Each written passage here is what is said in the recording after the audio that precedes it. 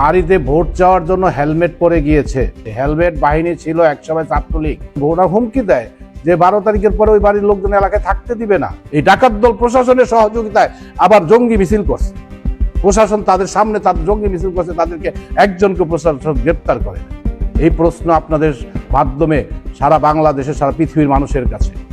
নির্বাচনের পরিবেশ কিন্তু দিন দিন জামাত ইসলাম নষ্ট করতেছে। এই ভোলা 2-এ কোনো জঙ্গি রাস্তানা হবে না। অদ্য 31শে জানুয়ারি ভোর 7টার সময় আমাদের টকবি ইউনিয়নের 7 নম্বর ওয়ার্ডে একটি অনাকাঙ্ক্ষিত ঘটনা ঘটে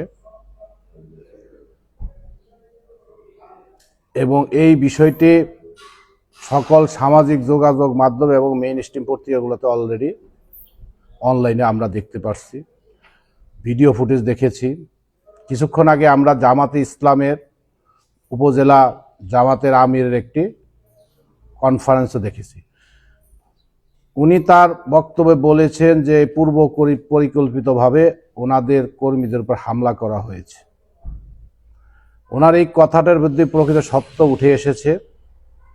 পূর্ব পরিকল্পিতভাবে তাদের ভোট চাওয়ার কর্মীরা হেলমেট পরে ওই বাড়িতে ঢুকেছে। তাদের কর্মীদের সকলের মাথায় আপনি দেখবেন হেলমেট পরা আছে। হেলমেট বাহিনী ছিল একসময় ছাত্রলীগ। বাড়িতে ভোট চাওয়ার জন্য হেলমেট পরে গিয়েছে। উনি আরেকটি কথা বলেছেন, কোদাল দিয়ে আঘাত করেছে। আপনারা দেখবেন ওই যে গরুর খাবারের জন্য কুড়ে আছে ওখানে পাশে, এবং পাশেই গরুর খামার, সেখানে গরুর গোবর পরিষ্কার করতেছিল ওই আয়ুব আলী ভদ্রলোক। তার উপরে আক্রমণ করেছে লাঠিসোঁটা দিয়ে, সেটাও দৃশ্যমান। এখন মব সৃষ্টিকারী একটি দল নির্বাচনের পরিবেশ বিনষ্ট করার জন্য বারবার এই কাজগুলো করতেছে বুরহানুদ্দিন দৌলতখায়। আমরা বিএনপি একটি বৃহৎ দল হিসাবে আমরা এখনো ধৈর্য ধরে আসি, প্রশাসনের দিকে তাকিয়ে আছি, দেখি প্রশাসন কি ব্যবস্থা নেয়। না হলে তো আমাদের অস্তিত্ব রক্ষার লড়াইয়ে আমাদেরকে নামতে হবে। আমরা তো বসে থাকবো না। তারা মব সৃষ্টি করে আমাদের এলাকায় বিশৃঙ্খলা সৃষ্টি করবে, বাড়িঘর লুট করবে, ডাকাতির উদ্দেশ্যে। আজকে আমরা শুনলাম ওই বাড়িতে একটি ছেলে বিদেশ থেকে এসেছে, সোহাগের পাসপোর্ট পাচ্ছে না, তাদের বাড়ি থেকে গহনা টনা লুট করে নিয়ে গেছে। এই যে লুটতরাজ করা তাদের নেচারে পরিণত হয়ে গেছে। মব সৃষ্টিকারী দল তারা।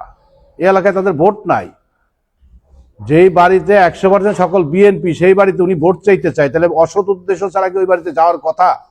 যেই বাড়িতে ওনাদের ভোটার হুমকি দেয় যে 12 তারিখের পরে ওই বাড়ির লোকজন এলাকায় থাকতে দিবে না। এটা আমাদের কথা, এটা তাদের কথা। আসলে আজকের এই ঘটনাটাকে পলিটিক্যাল যেই কালার করা হচ্ছে, এটা পলিটিক্যাল ঘটনা না। এটা হচ্ছে অসৎ উদ্দেশ্যে, লুটতরার উদ্দেশ্যে, ডাকাতির উদ্দেশ্যে। ওই বাড়িতে যেহেতু প্রবাসী একজন এসেছে, ওই বাড়িতে ডাকাতির উদ্দেশ্যে তারা গিয়েছে। অতএব আমরা এখনো প্রশাসনের দৃষ্টি আকর্ষণ করতেছি। প্রশাসন এক নির্বাচনের কথা বলে এখন সাধারণ মানুষের মামলাগুলা থানা নিচ্ছে না। থানা যদি মামলা না নেয়, আজকে যে ওই বাড়িতে লুটতরাজ হয়েছে, ডাকাতি হয়েছে, ওই বাড়ির পাসপোর্ট পাওয়া যাচ্ছে না, তাহলে এটার এই অসহায় মানুষ বিচার পাবে কোথায়? এখানে বিএনপি, আওয়ামী লীগ, জাতীয় পার্টি, জামাত, এটা তো কোনো কথা না। কথা হচ্ছে আমি আক্রান্ত হয়েছি, আমার মাথা ফেটেছে, আমার বাড়ি লুটতরাজ হয়েছে, এটার তো থানা দেখতে হবে। থানা রিটার্নিং কর্মকর্তার অজুহাত দিয়ে যদি আজকে এই মামলা না নেয়, অসহায় মানুষ কোথায় যাবে? আর জামাতে ইসলামকে নিয়ে আমি কোনো কথাই বলবো না। ওনারা যে কোনো কথা প্রেস কনফারেন্সে বলে যে অপরপক্ষ অসত্য কথা বলেছে। আরে ভাই, আমরা তো অসত্য কথা বলেছি, আর আপনি তো মুনাফিকি কথা বলতেছেন। ওনারা ছবি দেখিয়েছে আপনাদেরকে, ওই ছবিতে দেখবেন ওই দাড়ি টুপিওয়ালারা কিভাবে মানুষকে আঘাত করতেছে। হ্যাঁ, ওই বাড়ির লোকজন লুঙ্গি পরে, ওই মহিলারা শাড়ি পরে, সালোয়ার কামিজ পরে ওনাদের পরিকল্পিত হামলা করতে গেছে। ওই বাড়ির লোক ওই বাড়িতে ছিল, আত্মরক্ষা করা তাদের অধিকার। বাড়ি লুটতরাজ করছে, ডাকাত দল গেছে, ডাকাত দলকে তারা প্রতিহত করবে না? এই ডাকাত দল প্রশাসনের সহযোগিতায় আবার জঙ্গি মিছিল করছে। প্রশাসন তাদের সামনে তাদের জঙ্গি মিছিল করছে, তাদেরকে একজনকে প্রশাসন গ্রেপ্তার করে নাই। আমরা প্রশাসনের এই ভূমিকায় আজকে আমরা মনে করতেছি প্রশাসন মনে হয় কারো সহযোগিতার জন্য তারা হাত বাড়িয়ে দিয়েছে। কিভাবে একটি বাড়িতে লুটতরাজ করার পরে, মহিলাদের সাক্ষাৎকার নেওয়ার পরে, রক্ত দেখার পরও ওই বাহিনী কিভাবে আবার তাদের সামনে জঙ্গি মিছিল করে?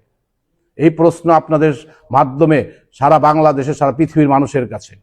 নির্বাচনের পরিবেশ কিন্তু দিন দিন জামাত ইসলাম নষ্ট করতেছে। কারণ মব সৃষ্টি করে তারা ভোটারদেরকে আতঙ্কিত করতে চায়। তারা ভোটারবিহীন একটি নির্বাচন চায়। কারণ আজকে তাদের সাথে আমরা সিমিলারিটি পাইলাম ছাত্রলীগ, ওই আওয়ামী লীগের। আমরা 24-এর ভোট দেখেছি, ভোটার ছাড়া তারা এমপি হয়েছে। আজকে জামাত ইসলাম ভোটার বিহীন এমপি হতে চায়, এই জন্য তারা হেলমেট দিয়ে মানুষের বাড়িয়ে বাড়িয়ে যে আতঙ্ক সৃষ্টি করতেছে।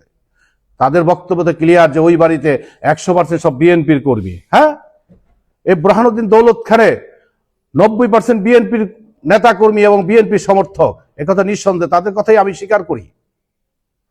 তাইলে তারা আমাদের এখানে কেন অরাজকতা সৃষ্টি করবে? তাদের অসৎ উদ্দেশ্য রয়েছে। আমরা প্রশাসনের ভূমিকা নিয়ে কিন্তু এখন সন্ধিয়ান। তারা স্কুল কলেজের মাস্টাররা আজকে প্রচারণায় নামতেছে। স্কুলে যাওয়ার রাইখা তারা সকাল 7টা থেকে প্রচারণায় নামে। তারা সরকারি বেতন পায়, তারা আবার প্রচারণায় নামে। আমরা যখন তাদের কাছে সহযোগিতা চাই, তারা আইনের বিভিন্ন ফাঁক ফোকর দেখায়।